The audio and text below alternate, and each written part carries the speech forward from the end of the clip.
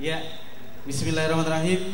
Kita dengarkan bersama tauziah dan muhasabah dari Al-Muharram Kiai Haji Abdullah Gimnasiar. Kepada beliau disilahkan.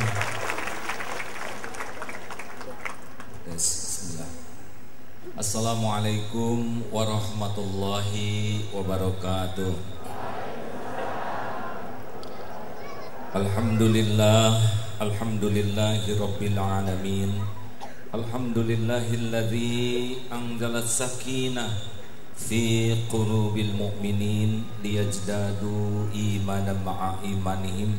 Allahumma salli wa sallim wa barik ala Muhammadin wa ala alihi wa ashabihi ajma'in.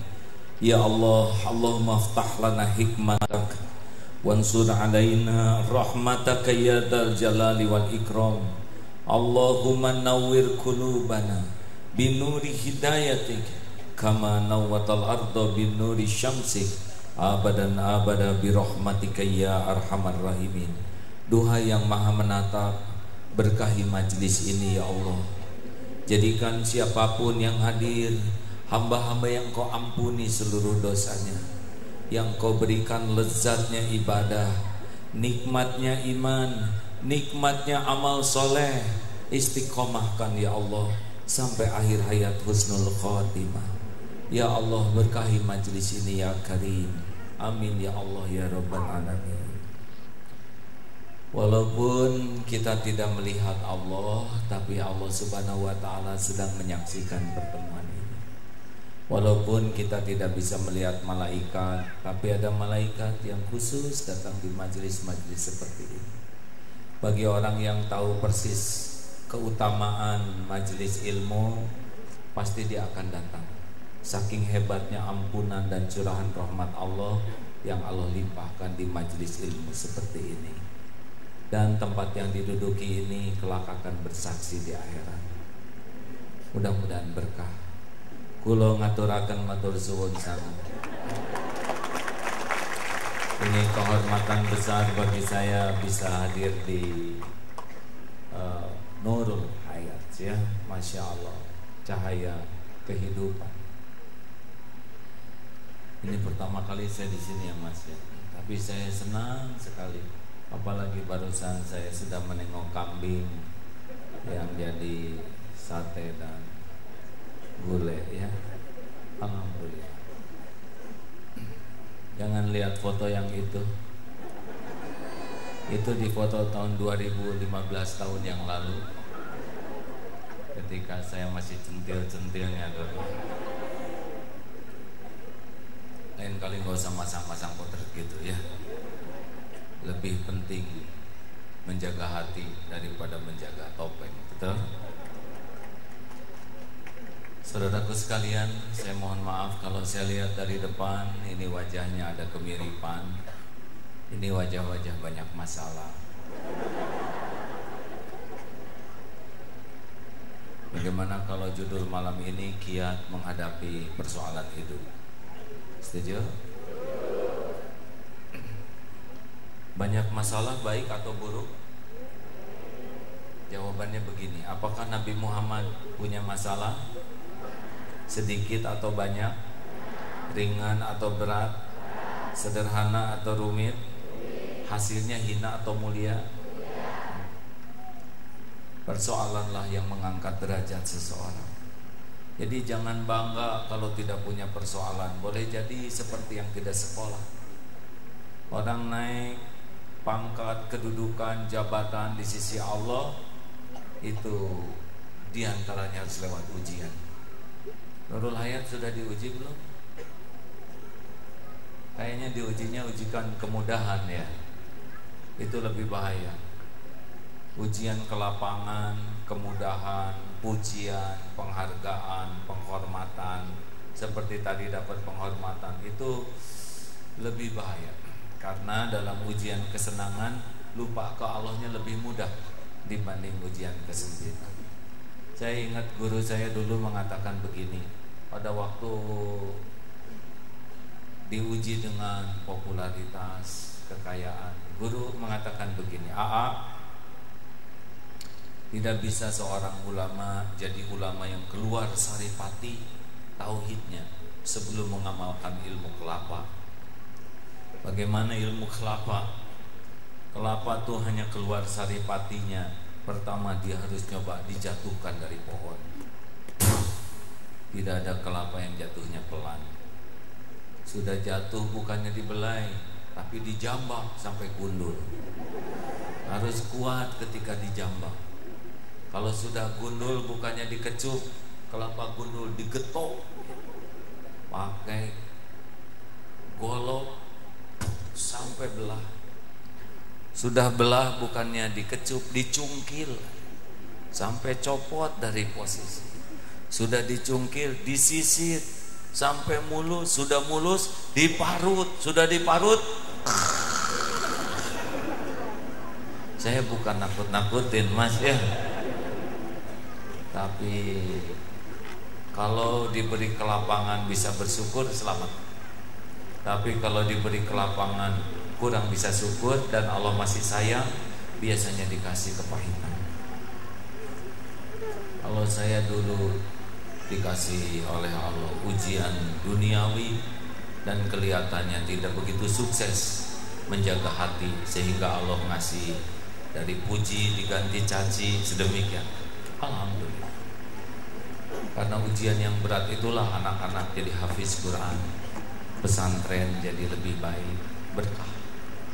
Makanya jangan takut oleh ujian, takutlah tidak lulus ujian ya.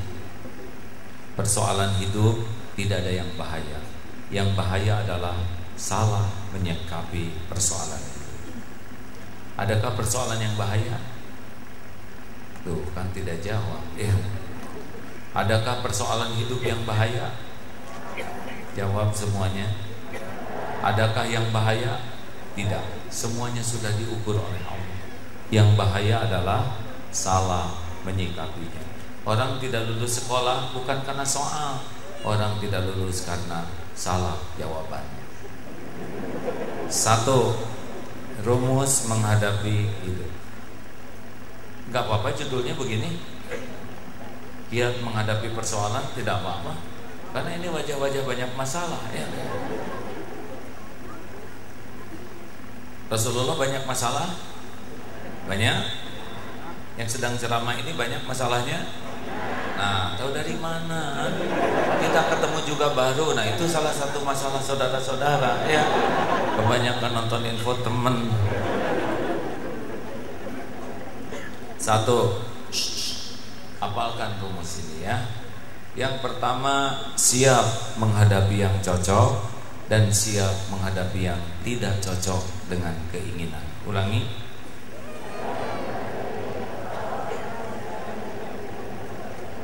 Semuanya bicara. Satu, siap menghadapi yang cocok dan siap menghadapi yang tidak cocok. Mengapa? Karena hidup ini mustahil akan selalu cocok. Kenapa pasang tenda ini? Siap hujan, siap tidak hujan. Lebih tenang, benar? Sedia payung sebelum hujan, artinya dia siap hujan dan siap tidak hujan. Sedia ban serep di mobil, artinya siap meletus, siap tidak meletus. Hidup pun harus selalu siap. Jadi jangan hanya siap dengan yang cocok, karena tidak akan selamanya. Dan mustahil semua keinginan kita terwujud, itu mustahil. Ibu ingin sehat? Bapak ingin sehat? Orang lain sedunia ingin sehat? Kalau semua terkabul, apa yang terjadi? Dokter saling menyuntik, rumah sakit sepi, apotek tutup, farmasi bangkrut. Begitu banyak yang terjadi kalau tidak ada yang sakit, benar?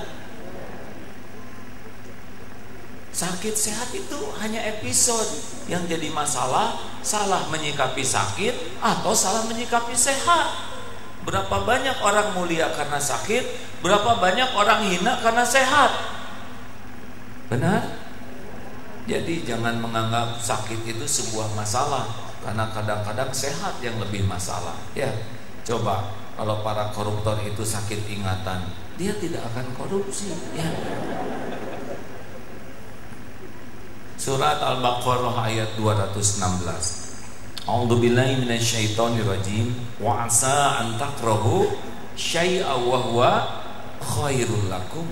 Boleh jadi engkau tidak menyukai sesuatu padahal baik menurut Allah bagimu. Wa asa an tuhibbu syai'a wa huwa syarrul lakum.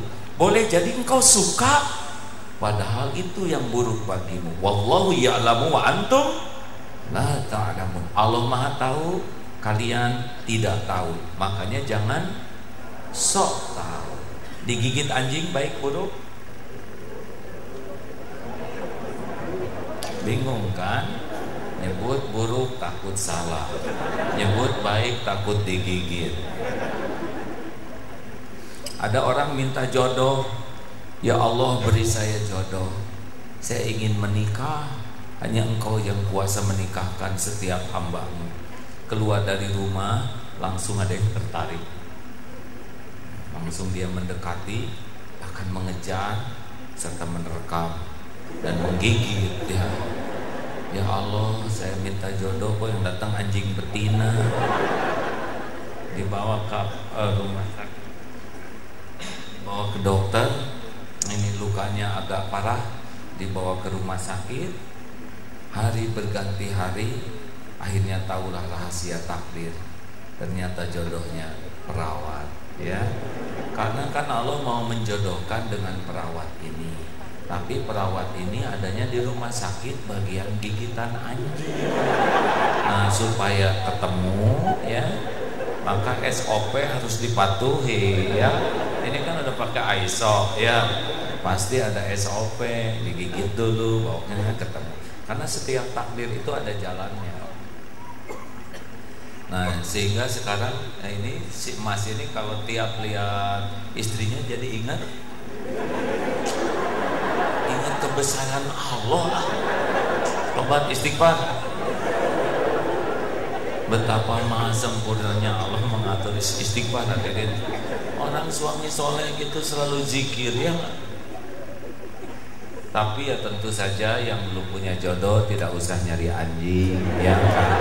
Tiap orang beda episodenya. Begitu pula yang digigit anjing jangan GR ya, tidak identik jodoh. Ayah saya tentara TNI prajurit, cita-cita masuk akabri dulu, tapi tidak jadi karena merasa kurang tinggi. Dulu sakit hati, sekarang gembira sekali tidak jadi TNI, malah jadi gara-gara gagal ini. Jadi jangan pernah berprasangka buruk dengan hal yang gak cocok, karena boleh jadi yang gak cocok itulah jalan yang terbaik bagi kita. Jelas?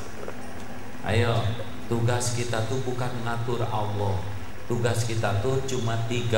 1, meluruskan niat lillahi ta'ala, inna sholati wa nusuki wa mahyaya wa mamati lillahi rabbil alamin. Yang kedua, sempurnakan ikhtiar. Profesional itu menyempurnakan ikhtiar, itu amal soleh. Dan yang ketiga, pasrahkan ke Allah dengan tawakal. Selesai. Mau diapakan saja kita, ya suka-suka Allah lah. Allah mah nggak pernah zolim, betul? Orang yang sakit hati pasti nggak tawakal, karena dia merasa keinginannya lebih baik daripada yang Allah inginkan. Udah. Jadi kalau mau menikah nanti niatkan karena Allah, boleh carinya yang benar, sudah itu terserah Allah. Kalau baik jadi, kalau nggak baik batal. Dah gitu aja. Gimana kalau batal? Ya berarti bukan jodohnya. Beres. Ya. Halo. 2. Sudah habis belum waktunya? Nah, nggak usah emosi hadirin. Saya kan cuma jananya, tinggal aja belum. Gitu. Are-are Surabaya iki. Jadi mulai sekarang jangan ngunci dengan yang kita inginkan ya. Yang kita kunci itu 1, benar nggak niat saya ikhlas, itu harus. Yang kedua, sempurna tidak ikhtiar saya di jalan Allah, itu ibadah. Yang ketiga, wa may yatawakkal 'ala Allah fahuwa hasbuh, terserah Allah selebihnya, nggak akan dikecewakan. Sempat tahu kemarin mantu ada beritanya? Padahal nggak ekspos tuh, tapi ada aja jalan. Jadi gini, Ica ini, Gaisa ini bicara begini sama bapaknya. Bapak, Ica ini anak keempat, semuanya 11. Ya, udah nggak usah aneh, ya biasa aja. Ya. Ica ini termasuk yang pengalamannya banyak, dilahirkan oleh Teh Nini, dibesarkan oleh Mbak Rini, kan ibunya 2, itu udah takdir ya. Tenang, ini perkara biasa ya. Yang nggak biasa pasti kurang iman itu.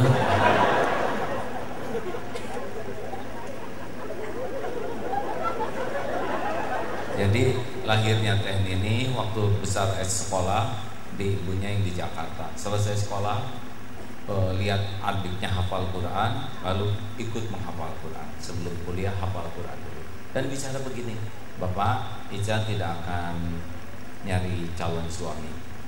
Hakikatnya Allah yang menentukan, syariatnya terserah Bapak. Ica mau full aja ngapalin Quran. Waduh, gara-gara diserahkan urusan ke saya jadi hunting kemana-mana. Mana nih calon mantu ya?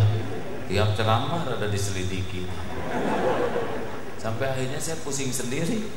Saya serahkan aja ke Allah. Ya Allah, hanya Engkau yang maha tahu.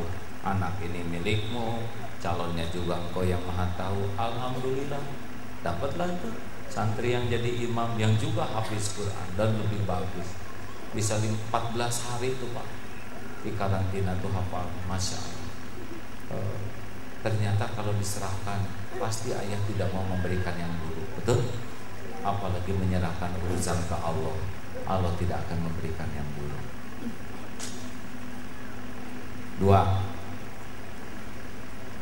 Yang kedua, kalau sudah terjadi harus ridho. Ulangi sekali lagi, yang mantap.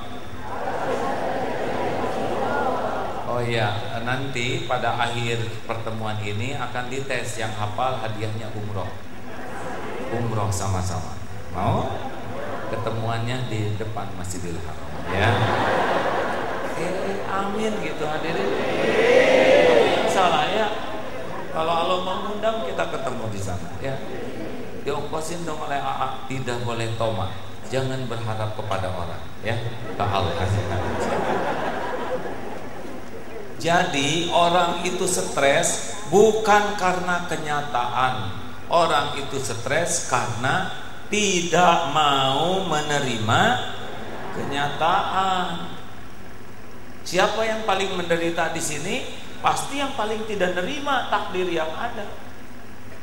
Yang ingin kelihatan langsing, tahan napas dari tadi, jadi kurang oksigen. Yang ingin kelihatan putih direndam semalaman. Yang ingin kelihatan awet muda dijepit pakai jepitan jemuran. Capek ingin kelihatan lebih dari kenyataan. Terima apa yang ada. Ibaratnya begini, kalau sedang jalan genteng jatuh kena jidat, bagaimana? Ridho. Enggak boleh mengatakan saya tidak terima. Saya tidak terima. Gimana tidak terima, Mas? Tanda terimanya udah jelas. Innalillahi wa inna ilaihi. Saya terima ya Allah, udah ada tanda terimanya. Kalau nasi jadi bubur, ridho sambil cari cakwe, ayam, kacang polong, kerupuk, kecap, seledri, bawang goreng, sambal. Jadi bubur ayam spesial. Terima takdir apapun yang ada sambil ikhtiar ke takdir lain yang lebih berkah. Jelas? Tidak boleh mengatakan coba kalau kamu nggak boleh. Belok kiri kanan kanan. Tiba-tiba macet. Coba ke kiri. Nah ini stres. Udah jelas di kanan ngomong kiri ya.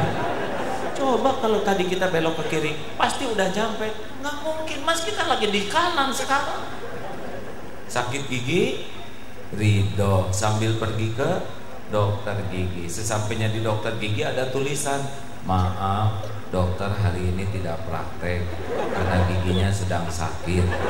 Bagaimana? Ridho lagi, tidak boleh mengatakan, oh tahu begini saya tidak akan pergi. Bagaimana nggak pergi? Udah sampai. Stres banget sih.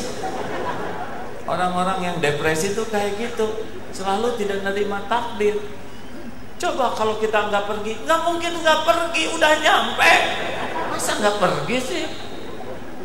Kenapa dong kita kesini? Karena ada rezeki tukang ojek di dompet kita. Makanya harus sampai rezeki itu ke dia. Makanya kita naik. Kan rezeki itu pindah-pindah. Udah, wes, ojo.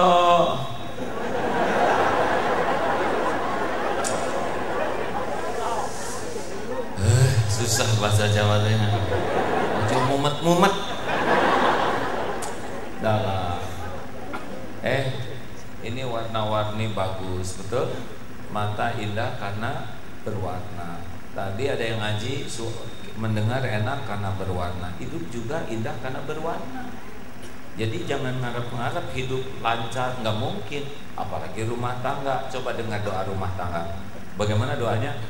Barakallahu laka wa baraka alaika wa jama'a bainakuma fi khair. 2 kali itu disebut berkahnya. Semoga Allah memberikan keberkahan padamu, semoga Allah memberikan keberkahan atasmu. Artinya apa? Dalam kelapangan ada keberkahan, dalam kesulitan juga ada keberkahan. Karena sulit itu hanya kata kita. Menurut Allah justru boleh jadi kesulitan ini yang membuat dia tinggi derajatnya, diampuni dosanya, atau malah kesulitan itu yang membuat dia dekat dengan Allah. Ada seorang ibu-ibu yang nabung emas. Wah banyak. Sudah banyak. Ditanya buat apa emas ini? Ini adalah untuk masa depan. Dengan emas sebanyak ini, insya Allah masa tua saya terjamin. Anak-anak sekolah bisa dari. Allahnya nggak disebut, emasnya yang disebut. Akhirnya suatu saat ada yang nawarkan investasi, dititipkan sedikit dan semuanya habis. Musibah atau karunia? Karunia. Karena selama itu hatinya lebih menuhankan emas itu daripada Allah. Sekarang sudah tua, sedih, marah. Jangan marah, ini karunia. Allah tahu hatinya lebih dipenuhi oleh emas ini daripada oleh Allah. Lebih merasa terjamin oleh emas ini. Sekarang takdirnya dihilangin. Ternyata gak ada emas itu tetap saja rezeki lancar. Dari jalan yang lain anak tetap sekolah, kecukupan. Oh sekarang dia bersyukur, alhamdulillah Allah sudah mengambil salah satu yang saya tuhankan selama ini, tabungan saya. Tuh hilangnya sesuatu malah jadi tambah makrifat.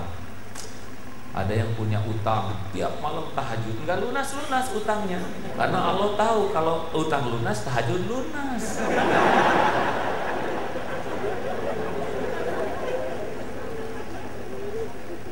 Sing ridho ya, hidup ini akan berwarna. Jangan heran, hari ini puji, besok caci, ada senang, ada susah, sehat, sakit, mudah, sulit, betul tidak? Ibu, Bu, mau dipuji suami? Mau dipuji terus-terusan enggak? Coba aja mas puji istrinya tiap ketemu, lihat efeknya seperti apa.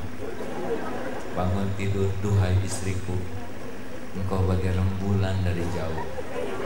Pas ke dapur ketemu lagi, duhai istriku, engkau bagai perkedel dari jauh.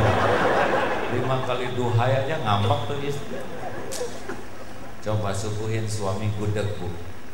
Hari pertama bikin gudeg, dipuji.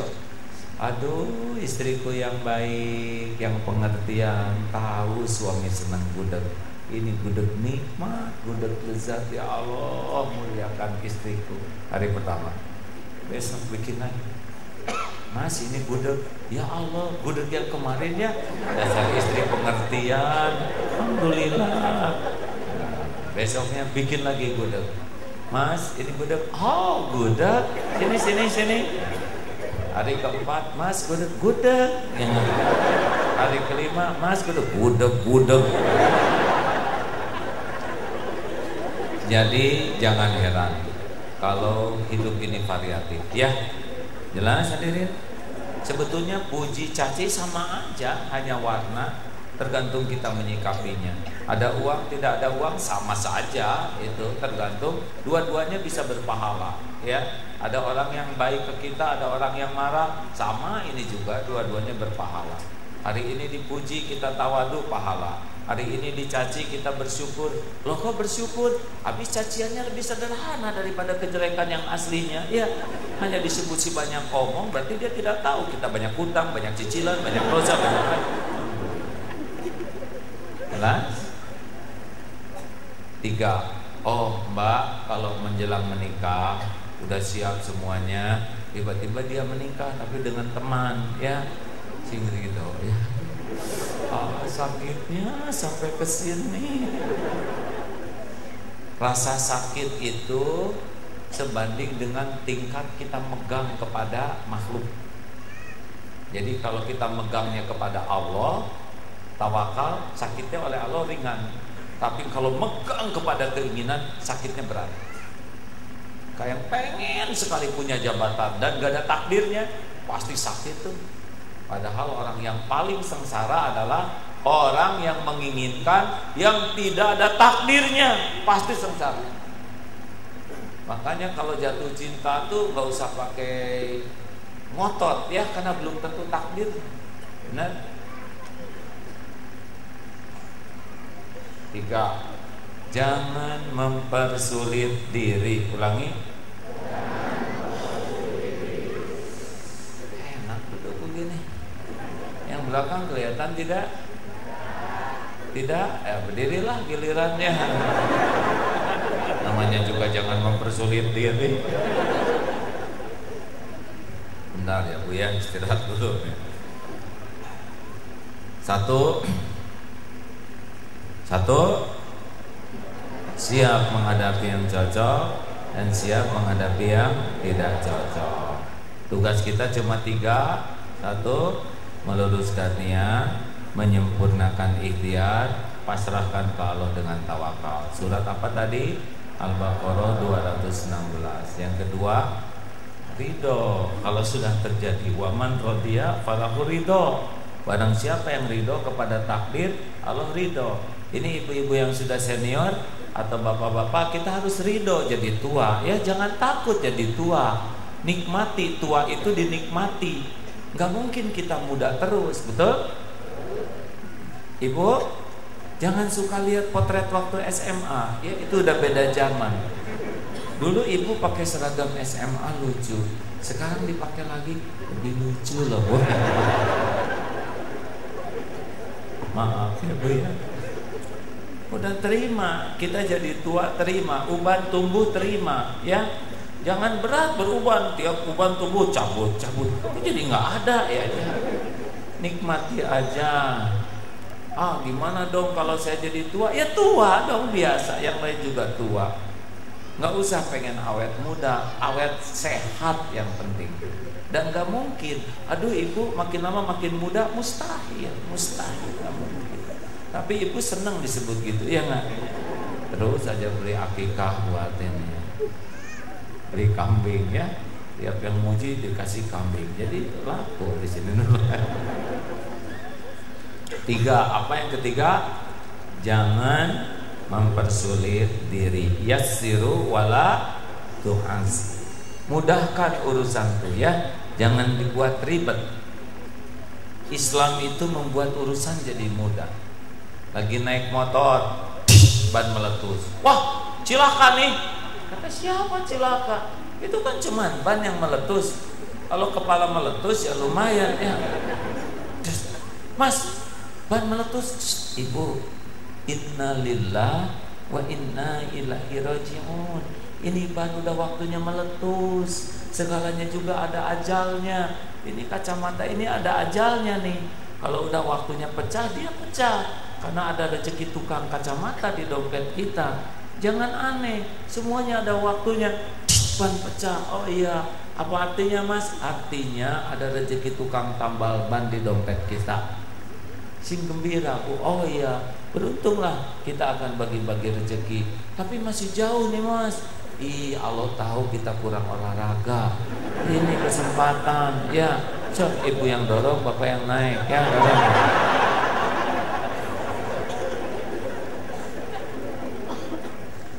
Merah. Ya.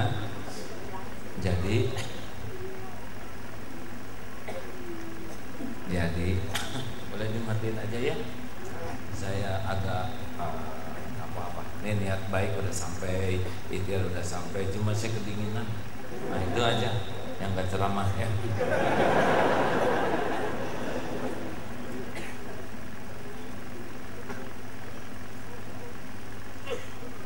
Jangan dibuat ribet hidup ini ya. Ingetin, kalau setiap persoalan kecil jadi persoalan besar, kapan bahagianya hidup ini? Hidup ini tidak pernah sempurna Bu. Ada aja, betul tidak? Lagi duduk gini ada yang kentut. Hanya sebuah kentut ya kan? Masa jadi ribut? Ini pengajian loh Bu.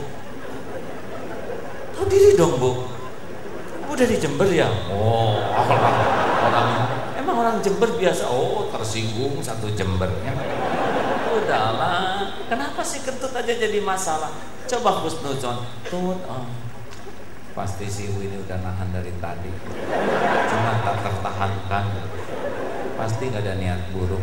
Perkara kecil, dia kentut, saya juga udah kan sebelumnya. Alhamdulillah, telinga saya masih normal, bisa mendengar suara selembut ini. Pas kecium bau, alhamdulillah, hidung saya masih sensitif, bisa mencium bau badak di sebelah saya. Nggak lama lah, napas saja pakai mulut. Beres. Iya kan, ini serius Pak. Kita kan biasanya yang remeh-remeh aja ribut, betul tidak? Kenapa sih harus ribet hidup ini kan? Naik mobil, ada motor. Kenapa tuh? Mungkin mau ke WC. Oh iya. Kalau semua urusan dibikin ribet, capek atuh. Capek. Ibu pernah dengar cerita tentang yang belanja namanya Bu Ribet ya? Jadi dia belanja buah-buahan. Nah yang jualannya si mbaknya lagi bete, lagi gak enak hati. Mbak, berapa ini buah ini harganya? Lihat dulu dong Bu, baru nanya. Tuh ada, tuh harganya udah ditulis. Kok tukang dagang judes banget sih?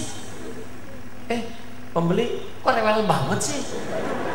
Amit. Baru sekarang saya lihat pedagang seperti saudara. Sama, saya juga baru sekarang lihat pembeli kayak ibu. Saya tidak mau beli di sini, biarin, masih banyak beli yang lain. Kerudung membesar, langsung naik mobil, pintu. Ada apa mah? Diam Pak. Ini urusan harga diri perempuan. Suami yang nggak tahu apa-apa jadi korbannya. Kalau anaknya dari belakang jok belakang, mama diam. Begitulah adanya. Untung ada salah seorang jamaah Nurul Hayat ke sana. Kebetulan dia baru beli kambing. Donatur di sini. Mbak, assalamualaikum Mbak. Waalaikumsalam. Berapa ini harganya? Ih, sama aja lagi. Tadi nanya, sekarang nanya. Tuh, udah ditulis. Oh, maaf, gak kelihatan. Banyak alasan. Maaf ya. Beli deh sekilo. Kalau harganya 12.000 sekilo. Ibu segini kerennya cuman beli sekilo. Nyapein 5 kilo gitu Bu. Maaf deh, saya perlunya sekilo ya. Beli. Ibu, ini harga 12.000. Uang ibu 15.000. Yang 3.000 sedekah ke saya ya. Saya lagi nggak punya duit Bu, jujur aja. Sedekah ya Bu, orang sedekah digugurkan dosa, orang sedekah ditolak bala, orang sedekah dilipat gandakan. Baik deh, silakan Bu, ini cuma 3.000, jangan diomongin ke orang-orang, hilang loh pahalanya. Sok atuh nggak apa-apa. Bungkus, makasih ya dek. Biasa-biasa aja ya bu ya. Iya, baik. Assalamualaikum. Waalaikumsalam. Tenang. Oh, si ibu yang tadi masih gede tuh kerudungnya karena berdiri rambut. Ngegerong di mobil. Lihat, Mbak sini. Kenapa bu?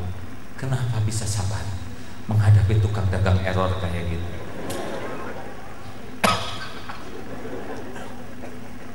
Ibu, saya juga asalnya kayak ibu, dikit-dikit tersinggung, dikit-dikit jengkel, dikit-dikit marah. Hasilnya hidup saya tidak bahagia dan penyakitan. Saya darah tinggi, darah kental, yang udah gitu juga saya migrain, pilek, sakit mah kronis, gatel-gatel, kali gatal, eksim nggak sembuh-sembuh, asam ambeien. Kata dokter, 80% penyakit saya disebabkan penyakit hati. Saya yang mudah emosi, akibatnya kacau hormonnya, kacau metabolismenya. Oh gitu ya, ini mirip saya dong, ini juga lagi ambeien ya. Gimana caranya? Saya berjanji. Janji saya begini, saya berjanji bahwa saya tidak mau diatur oleh keburukan orang lain. Saya hanya mau diatur oleh apa yang Allah sukai. Kalau orang ngomong jelek, kita ngomong jelek. Orang melotot, kita melotot. Orang menghina, kita menghina. Orang ngebeberin aib, kita beberin aib lagi. Terus mau ngapain sekolah tinggi-tinggi kalau bisanya cuma niru kejelekan? Mau ngapain rajin ganti seragam pengajian kalau bisanya cuma niru kejelekan? Kalau dia ngomong jelek, itu pilihan dia. Saya kan boleh punya pilihan yang lain. Nah, saya mau milih apa yang Allah sukai. Itu ngomong jelek, saya mau milih ngomong baik. Itu matanya melotot, saya mau milih kedip aja normal. Ya. Itu mau pelit, ya gak apa-apa, saya tetap aja mau dermawan. Saya bahagia dengan memilih apa yang Allah sukai. Yassiru wala tu'as. Jelas? Jelas? Udahlah, relax saja. Makanya ada yang nanya, dendam enggak tuh sama infotainment? Enggak, itu kan urusan mereka. Urusan saya mau bener aja, betul tidak? Dan gak ada ruginya. Dihina orang mah gak rugi. Nabi Muhammad juga dihina. Nabi Muhammad dihina enggak? Dicaci, difitnah, jadi hina enggak? Enggak. Takdir tuh enggak ada yang ketukar, Mas. Halo? Kulo boten apa-apa. Mikirnya yang lama. Apa-apa Mas Joko mumet ya. Nah, tenang. Mau tahu rahasianya? Supaya kita nggak ribet hati ini ngadepin orang yang nggak suka ke kita. Mau tahu nggak? Ini kita aja ya. Jangan cerita sama tetangga ya, sebab dia ada di sini sekarang. Kalau ada orang nggak suka ke kita harus evaluasi diri. Jangan-jangan kita yang salah. Tapi kalau kita nggak salah, dia tetap menghina kita. Kita harus bersyukur. Sebab orang yang sebel ke kita, orang yang ingat terus kepada kita siang dan malam.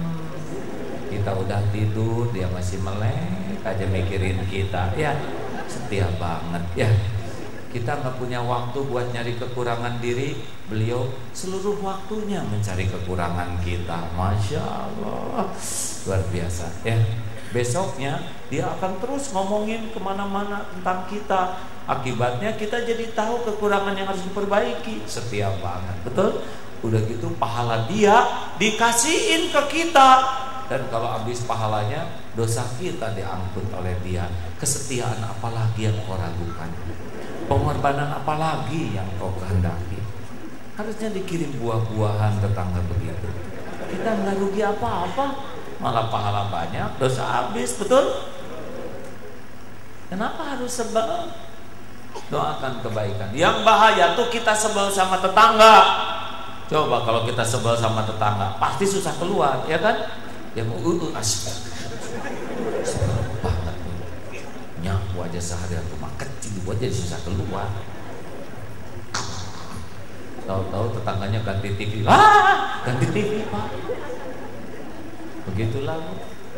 Tetangga naik haji, ibu naik pensi. Ya. Jangan sebel ke orang, ya. Setuju? Pak, Bapak, sing sabar jadi lelaki, ya. Jangan mudah jengkel sama istri. Wanita itu dibuat dari tulang rusuk yang bengkok. Kalau kita kerasin, patah. Dibiarin aja, tetap bengkok. Jadi digimanain tuh ibu-ibu? Dibijakin, sing bijak. Memang dunia wanita ya sering gak jelas gitu, Pak. Coba. Kita nggak boleh marah, Pak. Ini bukan berdasarkan pengalaman pribadi, ya. Pengalaman bersama. Coba nanti, ya. Pokoknya jangan cepet jengkel, ya. Ingetin. Nanti suka nanya wanita tuh, Mas, saya pakai baju yang mana nih kondangan? Yang biru atau yang hijau? Yang biru, sip kok, bagus. Tapi yang hijau juga bagus. Oh iya, hijau juga bagus. Keluar teh baju kuning, Pak. Udah stakar kebok dipikirin. Jangan, kok jadi kuning? Jangan. Oh iya. Nanti ngaca lagi. Biasanya mau pergi kan ngaca. Mas, pakai baju ini saya kelihatan langsing ya? Bu langsing, Bu. Berarti yang kemarin gendut dong. Salah lagi ya.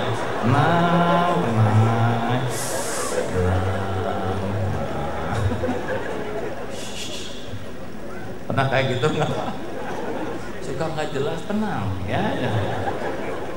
Nanti jalan-jalan ke mall, jaga mata. Lihat wanita cakep aja. Cantikan mana memang dia sama saya? Ya cantikan ibu dong. Bohong. Dia nggak percaya tuh, Pak. Ya udahlah, cantikan dia kurang aja. Sabar ya, Pak ya. Apa? Kenapa nih pada ngejiwain begini? Rasulullah juga, Aisyah kan, Siti Aisyah cemburu. Ketika Rasulullah ngasih mangkok, dijatuhin. Rasulullah nggak marah, Pak. Joko aja, ambilin satu persatu sambil senyum. Emang begitu wanita, ya. Tenang, bijak, jadi lelaki itu. Mana, Bu? Mau punya suami kayak gitu? Ibu mau nggak punya suami pemarah? Ibu mau nggak punya suami pemarah? Yang jelas mau punya suami pemarah? Apalagi suami, Bu. Kami tuh udah capek. Nah, ini tepuk tangan tuh ciri-ciri dengki, Pak. Senang lihat wanita kepepet, nggak boleh. Dengki itu kan SMS, senang lihat orang susah lihat orang seneng. Jangan suka tepuk tangan, ini biar tugas saya aja. Suatu saat ada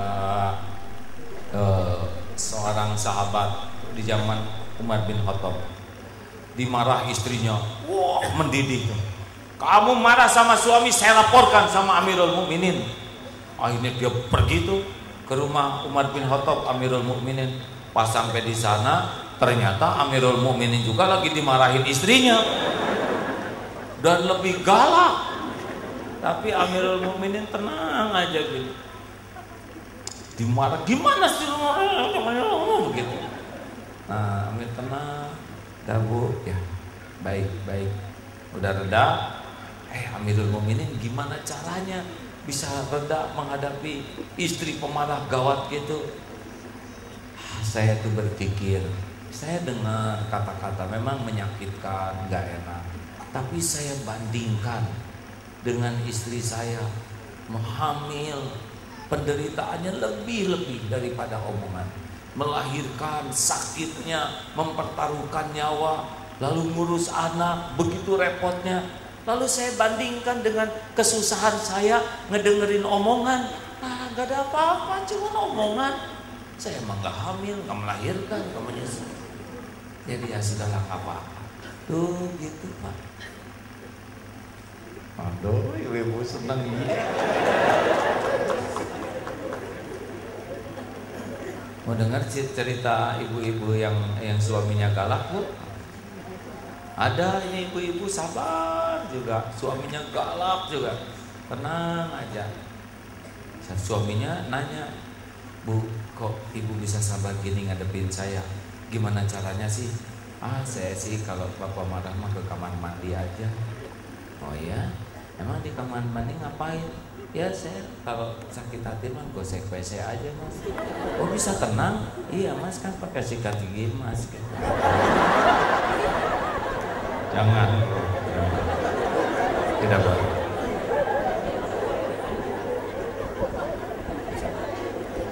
Punya sikat gigi cadangan Pak ya. Bu, Pak, kalau mau dibikin ribet-ribet urusan, benar? Mau dibikin simpel juga bisa Pak. Beneran Pak.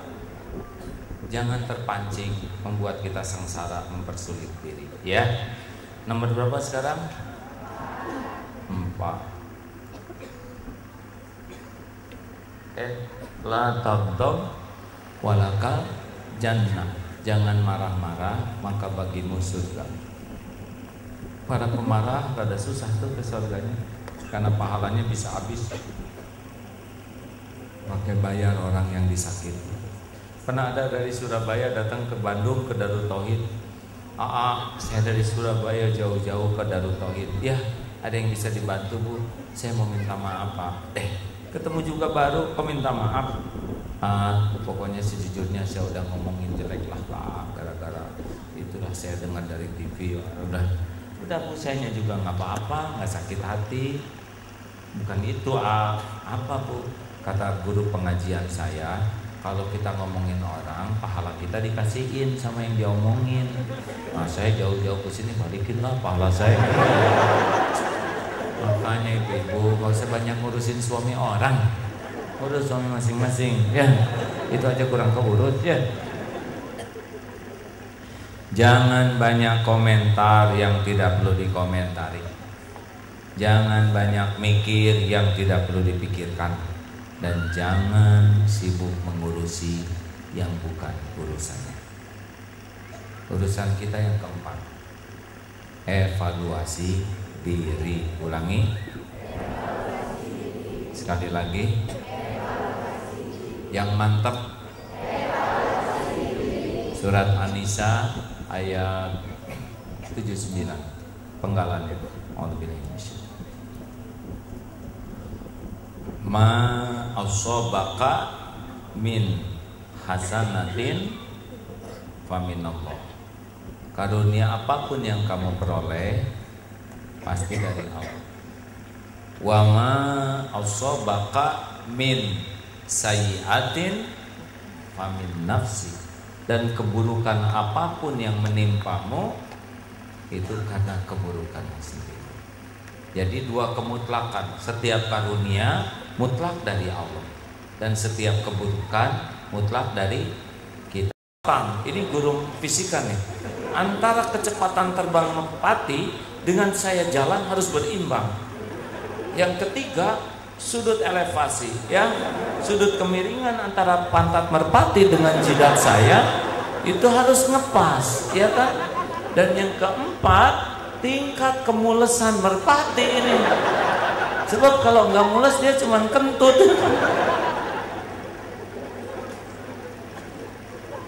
Siapa yang bisa ngatur semua ini selain Allah? Ini pasti Allah yang menakdirkan merpati ngeberakin saya. Saya ngaku, saya otaknya kotor, pikiran saya ngeras, astagfirullah. Gantimu kena nangis tobat nasuha. Barokah itu Bu. Jadi kalau ada masalah tuh bukan menangisi masalahnya, apalagi mencari orang lain sebagai sumber masalah. Padahal famin nafsik, semua keburukan itu kita yang mengundang. Ada kucing di masjid, naik ke pipis di mukena. Siapa yang salah coba? Kucing, mukena, atau si ibu itu? Jawab, siapa yang salah? Mau nyalain kucing? Kucing kurang ajar, kamu pipis di sini, kata kucing. Mikir, saya tuh capek tahu jauh-jauh nyari kamu. Dari pasar saya ninggalin anak cucu gara-gara tugas khusus buat mengencingimu. Gak boleh salah, segini banyaknya jamaah saya gak boleh salah. Susah tahu nyari kamu tuh. Udah dikencingin malah ngambek lagi sama saya, bukan ngasih asin. Itu salah Bu kalau ngambek, harusnya ya Allah, astagfirullah. Ini ibu-ibu segini banyaknya, cuman saya yang dikencingin. Aduh, pasti ada dosa nih ya. Saya ngaku, ya Allah, emang ini mau kena masjid. Udah 5 bulan gak saya pulangin. Habis rendahnya keren. Astagfirullah. Walau gak ada yang tahu, engkau pasti tahu. Pus, makasih ya Pus ya, udah nyadarin saya. Gitu. Robah tuh cara bersikap. Orang itu tidak bisa tobat kalau dia merasa sebagai korban. Orang itu bisa tobat kalau dia merasa sebagai sumber musibah ini menimpa diri. Ingat baik-baik ya, Ibu, kalau ada ibu-ibu, jangan ibu-ibu terus, bapak-bapak. Dompet hilang, copet kurang ajar, copet kurang ajar. Udah pasti dong, ya nggak usah diomongin. Kalau dia soleh nggak nyopet, bener. Mubazir banget ya. Harusnya kan innalillah, ya Allah, saya kehilangan dompet. Ini terjadi dengan izinnya. Bis segini banyaknya, yang hilang cuma saya sendiri. Pasti ada dosa. Saya akui ya Allah, emang saya rada pelit sedekahnya. Sekali ke Jumatan saya paling 2.000. Sebulan 4 kali 2 8.000.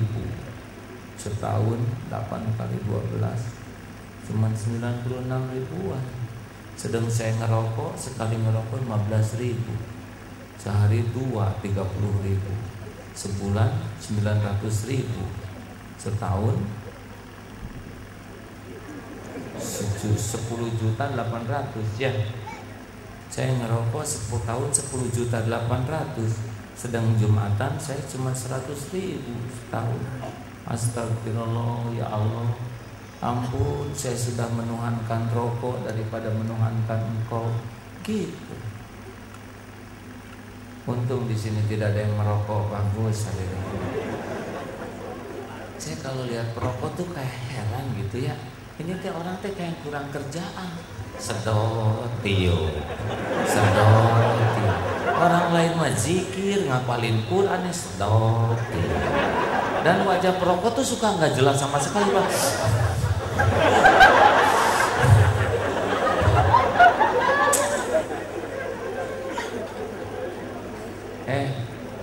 Daripada ngerokok mending sedekah, betul?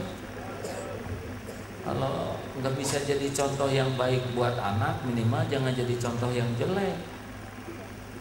Merokok tuh jangan, tapi itu ada ustadz yang ngerokok. Sesama biskota dilarang saling mendahului. Sesama ustadz hati-hati, jangan saling mengomentari. Tapi saya emang nggak mau ngomentarin ustadz yang lain. Siapa panutan kita? Rasulullah Sallallahu Alaihi Wasallam. Terbayangkah Rasulullah merokok? Jawab hadirin. Terbayang tidak? Sok paksakan membayangkan Rasulullah merokok. Enggak kan kuat kita, enggak bisa. Enggak nerima otak kita, benar? Udahlah, kalau Rasul ketinggian. Terbayang tidak para sahabat Umar, Utsman, Ali, Abu Bakar di Masjid Nabawi ada asbak misalnya. Sanggup kamu membayangkan itu? Sanggup enggak pada ngobrol gitu? Sanggup tidak membayangkan itu? Enggak. Otak kita enggak bisa sampai ke sana. Oke, kita turunkan lagi Imam Syafi'i. Saudara jemaah sekalian, saya akan berfatwa. Sanggup membayangkan enggak? Ya, cukup kalau gitu ya. Suatu saat di pabrik rokok ada pertemuan para karyawan, misalkan ada yang bertanya, bos, saya tanya bos, silakan. Bos kan yang punya pabrik rokok ini, benar. Tapi kenapa bos kok nggak pernah ngerokok?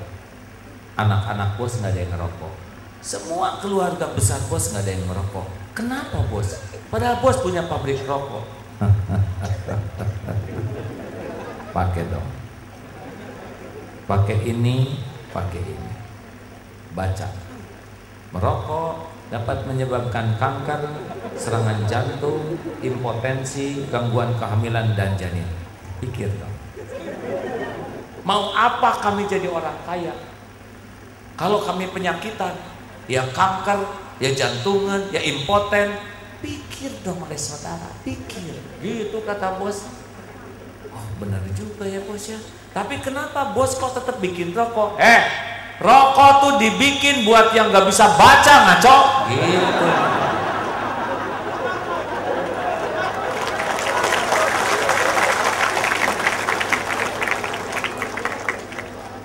Berhentilah.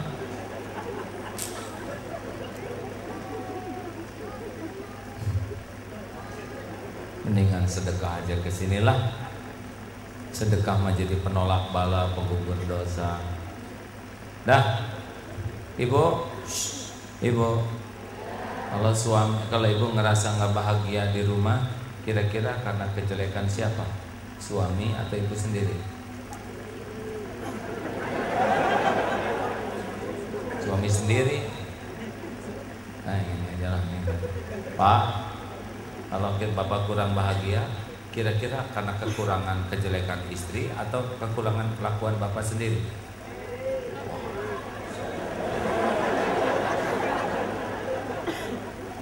Nih, kalau ada bapak nggak bahagia, suatu saat ada seorang lelaki suami datang ke seorang syekh. Syekh, saya punya penyakit hati yang saya nggak bisa solusinya. Gimana? Gini syekh, pada waktu saya belum nikah dengan istri saya ini, waktu saya sebelum nikah, saya lihat dia itu syekh satu-satunya yang paling cakep, yang paling menawan syekh, satu-satunya, nggak ada yang nandingin. Makanya saya mau sama dia. Nah ketika saya melamar orang lain syekh, ketika melamar, loh kok jadi banyak yang cakep sekarang ya? Sebelum dilamar cuma satu, pas melamar jadi banyak yang cakep. Nah sesudah saya nikah syekh, loh kok jadi banyak yang lebih cakep dari istri saya sekarang? Masa sudah beberapa tahun saya menikah, aneh, kenapa di mana-mana wanita cakep selain istri saya? Saya itu langsung bicara begini, maukah engkau kuberitahu sesuatu yang lebih dahsyat dari itu? Mau syekh, ketahuilah, sekalipun engkau nikahi setiap wanita yang paling cantik, suatu saat engkau lihat anjing lewat pun lebih cantik dari istrimu. Karena masalahnya bukan pada penampilan istrimu, masalahnya adalah engkau tidak bisa jaga pandanganmu. Mata yang tamak tidak akan berhenti sebelum dijejali tanah kubur. Maka apakah engkau mau kuberitahu bagaimana supaya istrimu jadi seperti sedia kala dulu? Mau syekh? Gadul basyar, jaga pandanganmu dari yang tidak halal. Jelas lelaki? Bu, senang bu? Kalau wanita lihat lelaki gimana sih bu? Saya nggak tahu karena saya lelaki. Jawab. Biasa aja atau gimana? Sama atau gimana? Biasa aja. Yang nyebut biasa nenek-nenek semua punten. Lah, saya nggak bisa ikut campur, ya, karena saya tidak tahu. Saya lelaki seumur-umur. Saya lebih percaya kepada Al-Quran. Jadi di Al-Quran cerita tentang Nabi Yusuf, rupawan sekali, sehingga Siti Zulekha pas lihat Nabi Yusuf, keren banget, sampai robek baju Nabi Yusuf. Dan padahal Zulekha udah berkeluarga, heboh di negara itu. Zulekha gitu-gitu amat ya, padahal udah punya suami, suaminya juga penguasa, kok sama lelaki dia ngejar-ngejar, nggak ada harga diri sama sekali. Akhirnya Zulekha kumpulkan ibu-ibu di negara itu, dikasih buah-buahan, dikasih pisau. Ini Quran yang cerita ya. Kok Zulekha gitu-gitu amatnya menodai kemuliaan wanita. Pas lagi ngupas, Nabi Yusuf dipanggil, Yusuf sini. Itu ibu-ibu ada luka tangannya, dan semuanya wanita. Terserah mau ngaku atau enggak, saya lebih percaya sama Quran. Gitu tuh Bu, jangan suka nggak ngaku ya. Sama deh, jaga pandangan. Terakhir, cukuplah Allah sebagai penolong kita. Apa? Ulangi.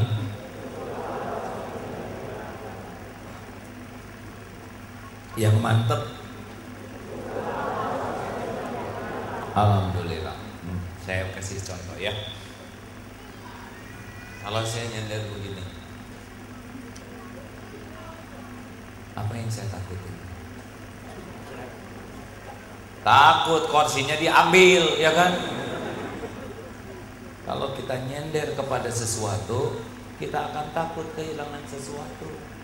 Yang nyender kepada jabatan pasti ngedengar kata mutasi, mirip mutilasi.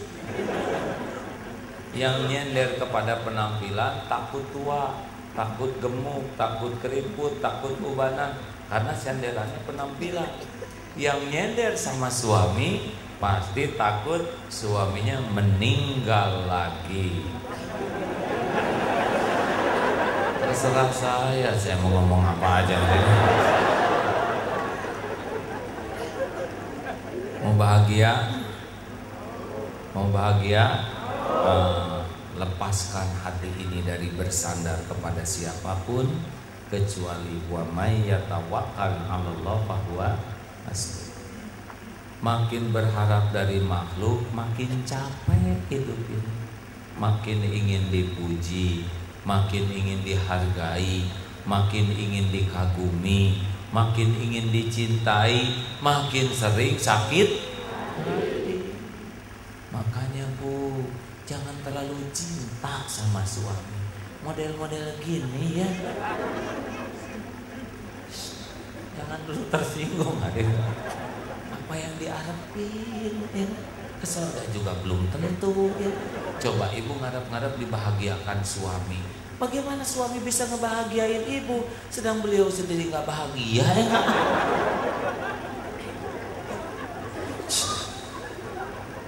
Si bapak ketawanya sampai dijiwai gitu, kayak benar-benar nggak bahagia. Ada yang nanya kenapa ya aku ketawanya enak sekali. Kita pasti enak selalu ngetawain diri sendiri Pak. Sah kalau ngetawain diri Pak. Bu, Pak, gaul dengan manusia itu bukan untuk mengharapkan sesuatu untuk kita. Mengharapkan bisa manfaat. Khairun nas anfa'uhum linnas. Jadi berumah tangga tuh bukan ingin disayang, bukan ingin dihargai, bukan ingin menyayangi, ingin memberi.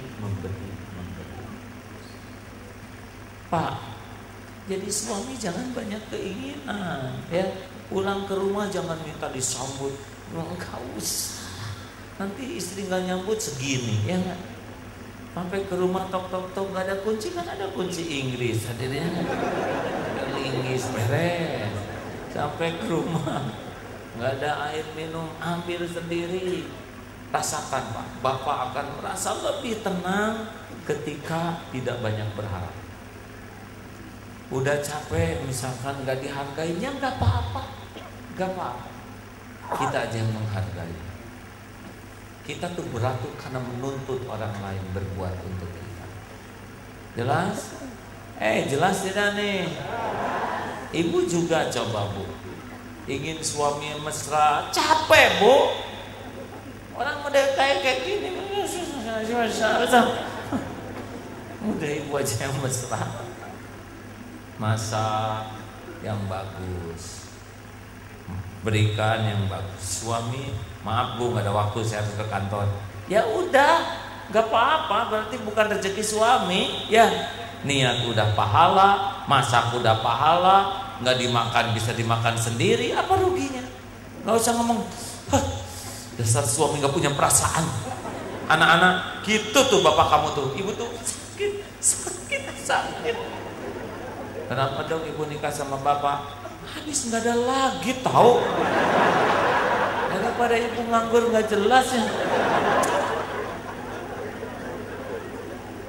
Ini serius. Gaul dengan makhluk tuh mengharapkan orang jadi dekat dengan Allah boleh, mengharapkan orang jadi baik boleh, mengharapkan menghargai menghormati tidak.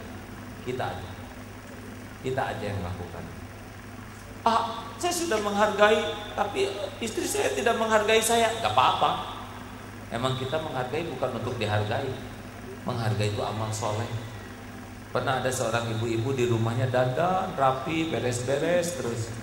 Ditanya oleh tetangga, Mbak, kok Mbak tuh rajin, dandan, rapi, padahal suami Mbak kan tunanetra, nggak bisa lihat.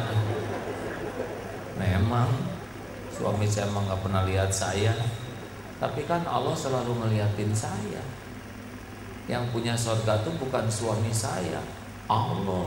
Suami saya itu adalah ladang amal buat saya.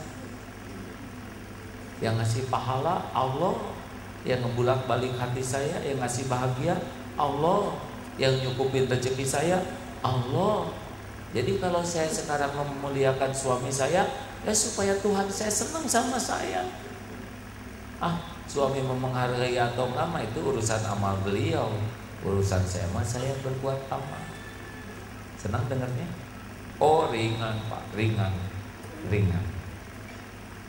Saya juga bilang tuh sama istri-istri saya,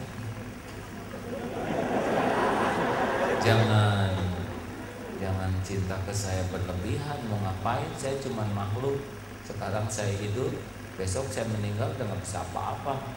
Yang ngasih rezeki adalah Allah, yang bisa ngejaga juga Allah, yang punya surga Allah. Saya cuma jadi ladang amal. Dan kalau saya punya kelebihan, syukuri, maka jadi amal. Kalau saya punya kekurangan, sabar dan perbaiki, maka jadi amal. Di akhirat nanti kita hitungannya masing-masing. Kita ditakdirkan jodoh begini adalah ladang amal bagi kita masing-masing, bukan ladang berharap. Gitu. Itu resepnya.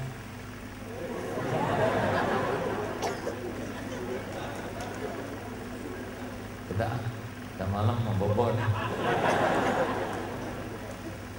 Terima kasih mbak-mbak dan bobo, mas-mas. Masang menobay ya. Ojo apa lagi nih. Jadi satu apa? Siap menghadapi yang cocok dan siap menghadapi yang tidak cocok. Dua, ridho sambil ikhtiar ya. Sakit ridho sambil ikhtiar. Tiga, jangan mempersulit diri. Buat semuanya proporsional ya. Jangan dibikin kacau ribet oleh pikiran. Jangan, jalanin aja. Karena show must go on. Udah sering kita ngarang, tapi jalan aja lah ya. Saya juga udah nyobain hidup dalam ujian berat dan gak ada masalah, jalan terus ya. Nah yang keempat, evaluasi diri. Ini dosa apa yang ngundang ini? Tobat aja yang banyak, nanti selesai sendiri. Jadi persoalan tuh, kita tuh tidak dirancang menyelesaikan persoalan sendiri. Kita tuh dirancang dengan persoalan, kita ngedeketin Allah, lalu Allah nolong kita supaya persoalannya beres. Jadi diselesaikan sendiri gak bisa, karena kita la haula wala quwwata illa billah. Jadi persoalan tuh membuat kita tobat, membuat kita taat. Nanti Allah akan ngasih tenang, ngasih jalan keluar. Coba baca surat Nuh ayat 10 ya.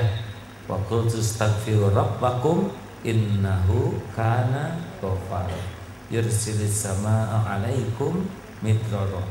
Terus terakhir apa yang kelima? Cukuplah Allah ya. Hasbunallah wa ni'mal wakil, ni'mal maula wa ni'man nasir. Allah Subhanahu wa taala sami'an qariban wa huwa ma'akum. Allah tuh maha mendengar, maha dekat, dan dia bersamamu. Makanya jangan suka banyak curhat ke orang ya. Kalau curhat ke orang, nanti dia bakal ngomong kemana-mana. Dia akan ikut campur dalam kehidupan kita. Juga jangan suka nulis di status ya. Oh, suami yang di surga, jangan. Nanti jam 10 dibaca tetangga semua jengkel sama suami, tengah malam ibu udah damai, tetangga masih sebel ya kan. Sing bagus sholatnya ya. Hadirin, sholat tepat waktu, kurangi ngomong kecuali manfaat. Falyaqul khairan aw liyasmut. Mending banyak zikir, banyak doa, itu lebih menolong. Fadhkuruni adzkurkum. Makin banyak ingat Allah, makin diingat oleh Allah. Saya baru sebelum kesini tuh ada ibu-ibu nangis, ustazah, tapi nangisnya ditahan. Anaknya hilang Pak. Hafiz Quran, mau ngambil ijazah, naik kereta, sudah hari kelima ini hilang. Baru tadi nelpon AA, anak saya hilang. Sampai sekarang tidak ada berita, handphone tidak bisa dikontak. Sudah 5 hari. Saya sudah rela, ini adalah milik Allah. Entah apa yang Allah takdirkan kepadanya. Hanya kalau bisa saya tahu di mana atau keadaannya seperti apa. Ya tenang ustazah, Allah mau tahu anak ini di mana, karena anak ini ciptaan Allah, anak ini milik Allah dan setiap saat diurus Allah. Hanya doa tadi. Maghrib dapat berita Pak, anaknya ketemu, rupanya dia sakit di rumah temennya. Ya begitulah episode. Tapi saya kagum melihat ibunya yang tegar ya. Walaupun hatinya menangis, tidak dagang air mata di depan orang. Masya Allah. Terima kasih, semoga Nurul Hayat ini menjadi cahaya makrifat bagi kita semua. Kapan kita ketemu lagi? Ada Surabaya yang lebih dekat nggak sih ke Bandung?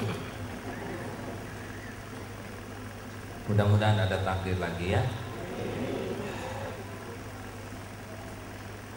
Besok saya di apa Mas? YDBF sama ya, badan ambil zakat juga ya. Nggak boleh dengki-dengkian ya, nggak boleh kotor hati. Itu milik Allah, ini milik Allah, betul tidak? Dalam dakwah itu seperti ngangkat meja atau seperti bawa jenazah, harus rame-rame. Kalau kita sendirian kan nanti jenazahnya megang, enak. Mau gitu.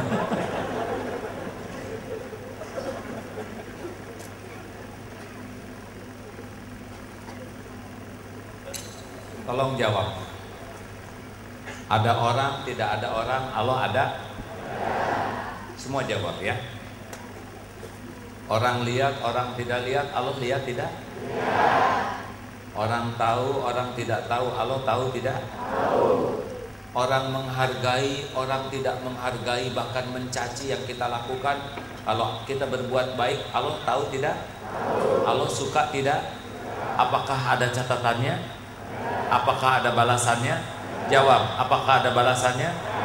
Mungkinkah balasan dari Allah tertukar? Mungkinkah balasan dari Allah meleset? Mungkinkah balasan dari Allah ada yang menghalangi?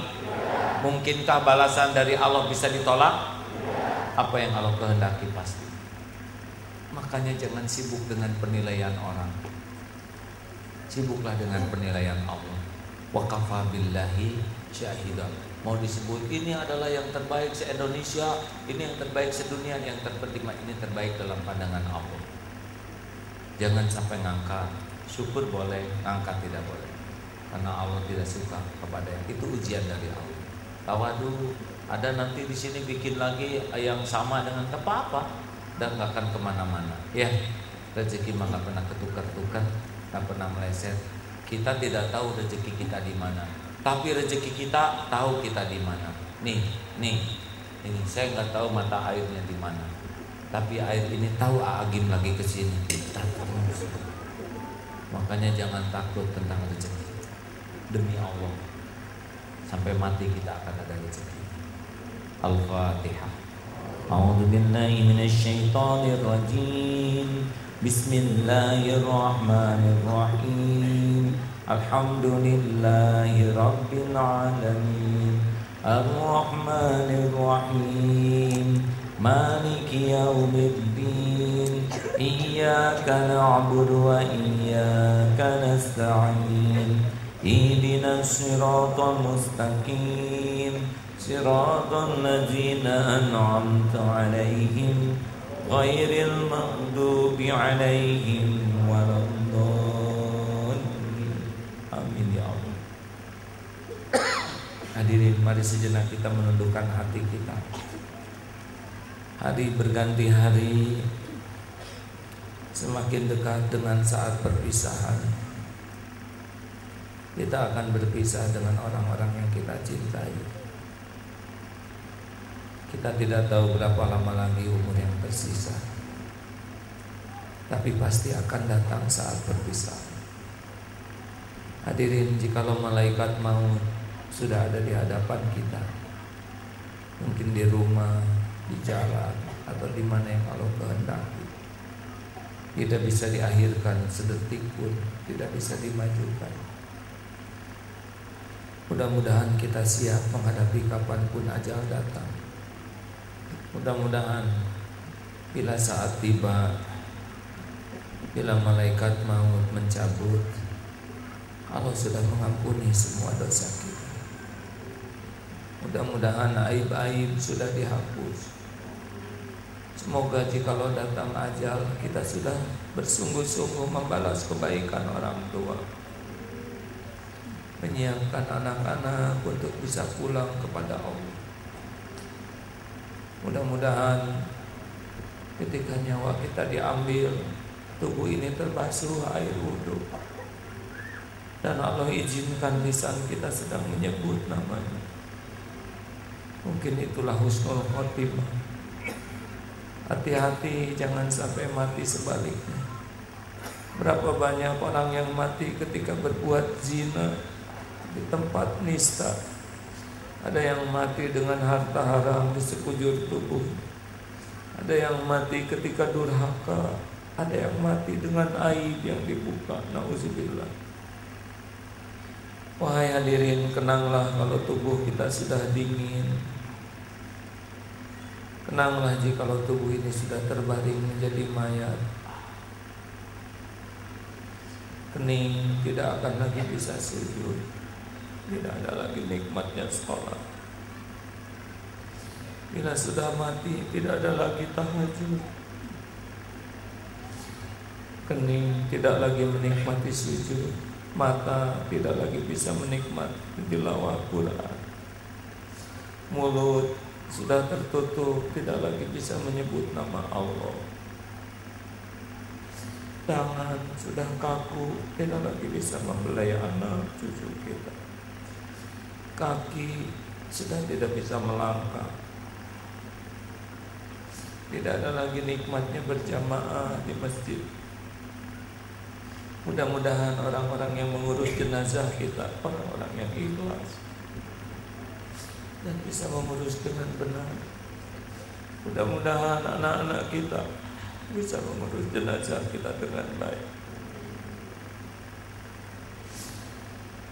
Mudah-mudahan Allah mengizinkan anak kita bisa mengimami, melepas jenazah kita. Semoga banyak orang yang mau menyolatkan kita. Kenanglah hadirin ketika kita diusung keluar dari rumah menuju ke kuburan, tidak ada yang dibawa dari harta yang siang malam kita cari selain kain kafan. Sampai di pekuburan liang lahat untuk kita sudah tersedia. Pelan kita dimasukkan, kain kafan di wajah dibuka, disentuhkan ke tanah, dimiringkan ke kiblat. Sesudah papan di sekitar kita ditutup, tanah mulai menimbun kita sendiri, gelap. Lalu satu persatu sesudah kubur penuh, sahabat kita akan meninggalkan kuburan kita, termasuk orang-orang yang kita kasih, anak pendamping itu pasti akan pulang ke rumah masing-masing, meninggalkan kita. Demi Allah hadirin, kematian itu pasti terjadi. Azab kubur, nikmat kubur itu benar-benar ada. Pertanyaan pertama di kubur adalah sholat, dan kita akan ditanya dengan apapun yang kita lakukan. Allahumma sholli ala Sayyidina Muhammad wa ala alihi wa sahbihi ajma'in. Allahumma inna nas'aluka taubatan nasuha ya Allah, wa taubatan qabla al-maut ya Allah, wa taubatan qabla al-maut, wa rahmatan 'indal maut, wa maghfiratan ba'dal maut. Allahumma hawwin 'alaina fi sakaratil maut. Allahumma inna nas'aluka husnal khatimah wa na'udzubika min su'il khatimah. Wa na'udzubika min su'il khatimah. Doa yang Maha menatap, ampuni sebusuk apapun hidup pernah kami jalani ya Allah. Hapuskan sekelam apapun masa lalu kami. Bersihkan dari sekotor apapun aib-aib kami. Ampuni dosa yang sengaja, dosa yang tak sengaja, dosa yang terang-terangan, dosa yang sembunyi-sembunyi. Ampuni dosa yang berulang-ulang ya Allah, padahal kami tahu itu dosa. La ilaha illa anta subhanaka inna kunna minaz zalimin. Allahumma ighfir lana wa li walidina warhamhum kama rabbawna shighara. Wahai Allah, ampuni kedurhakaan kami kepada ibu, kepada bapak. Beri kesempatan kami membalas budi baik. Ampuni dan sayangi orang tua kami ya Allah. Karuniakan husnul khotimah, jadikan ahli surga. Rabbana hab lana min azwajina wa dzurriyyatina qurrata a'yun waj'alna lil muttaqina imama. Ya Allah, ampuni kami belum jadi orang tua yang benar. Jangan biarkan anak-anak kami hidup salah karena keburukan kami. Ampuni ya Allah, kami belum bisa mendidik di jalan. Berikan kesempatan kami memperbaiki diri ya Allah, mengantarkan anak-anak menjadi anak yang Engkau ridhoi. Karuniakan kepada kami anak-anak hafizah ya Allah, yang akhlakul karimah, yang istiqomah, husnul khatimah. Ya Allah, jadikan saat ini saat mustajab doa. Engkau Maha mendengar, Engkau Maha melihat, Engkau Maha dekat. Ijabah doa-doa kami ini ya Allah. Taqabbal minna ya Allah, innaka antas samiul alim. Amin. Hadirin silakan doalah masing-masing. Amin. Doalah hadirin. Doa menjadi jalan berubahnya takdir. Allah pasti mendengar siapapun yang munajat. Amin ya Allah. Doalah hadirin. Siapa tahu malam ini Allah menjamu kita dengan ijabahnya doa. Siapa tahu di antara kita ada kekasih-kekasih Allah yang doanya mustajab.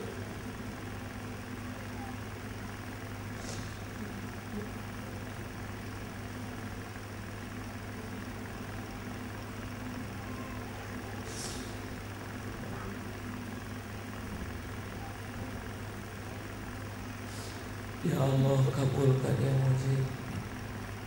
Berikan kesembuhan jamaah yang sedang sakit ya Syafi'i. kuatkan iman yang masih lemah ya Allah. Berikan jalan keluar yang barokah ya Karim ya Fatah. Cukupi dengan rezeki yang halal barokah. Lepaskan dari lilitan hutang ya Allah. Ya Allah, karuniakan kepada kami nikmatnya ibadah, doa yang Engkau ijabah. Undang ke Baitullah jamaah ya Allah. Jadikan haji hajah mabrur. Allahumma rzuqna al-istiqamah. Allahumma ighfir lil mu'minina wal mu'minat wal muslimina wal muslimat al ahya'i minkum wal amwat. Ya Allah, jadikan tempat ini tempat barokah. Jadikan ya Allah usaha kami usaha barokah. Jadikan ladang amal yang membuat kami Engkau cintai, yang membuat kami bisa bertemu denganmu ya Allah. Lindungi dari fitnah, bala wal musibah. Rabbana atina fid dunya hasanah wa fil akhirati hasanah wa qina azabannar. Subhana rabbika rabbil izzati amma yasifun. Wassalamun ala mursalin walhamdulillah.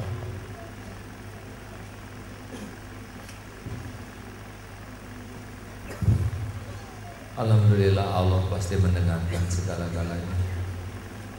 Cepat tidur, cepat bangun supaya bisa tahajud. Insya Allah besok barokah ya. Sekali lagi terima kasih. Sampai jumpa mungkin kalau ada takdir besok di Balai Kota. Terima kasih seluruhnya, khususnya para ulama, guru-guru kami sesepuh. Assalamualaikum warahmatullahi wabarakatuh.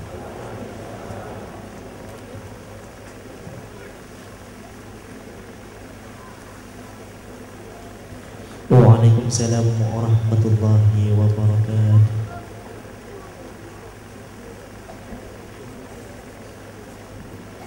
Alhamdulillah, jazakallah.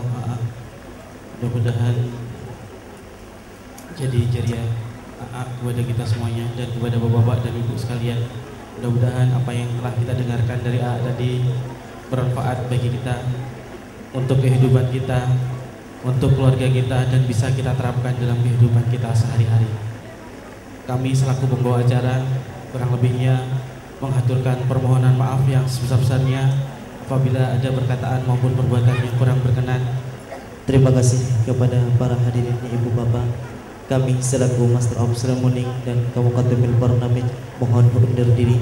Saya atas nama Harini Wadahabi dan saya Malik Mulyono mohon maaf sebesar-besarnya. Aku ulu qauli hada. Wassalamualaikum warahmatullahi wabarakatuh. Diberitahukan kepada bapak-bapak dan ibu sekalian untuk tetap berada di tempat,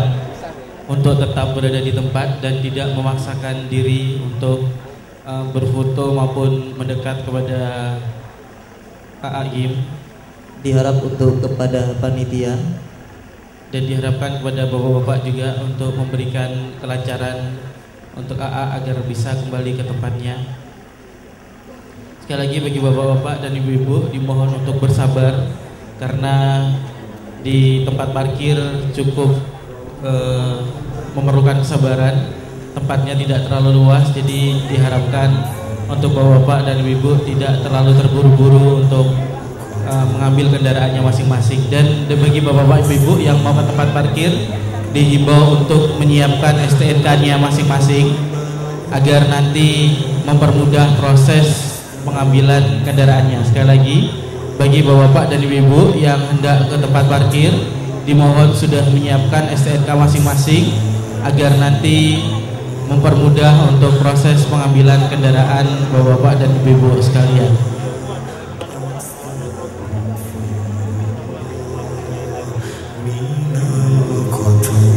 Iya, sekali lagi kepada bapak-bapak dimohon dengan sangat untuk memberikan AAIM jalan, dan kepada panitia sekali lagi panggilan kepada seluruh panitia dan rekan-rekan karyawan dimohon untuk membantu proses kelancaran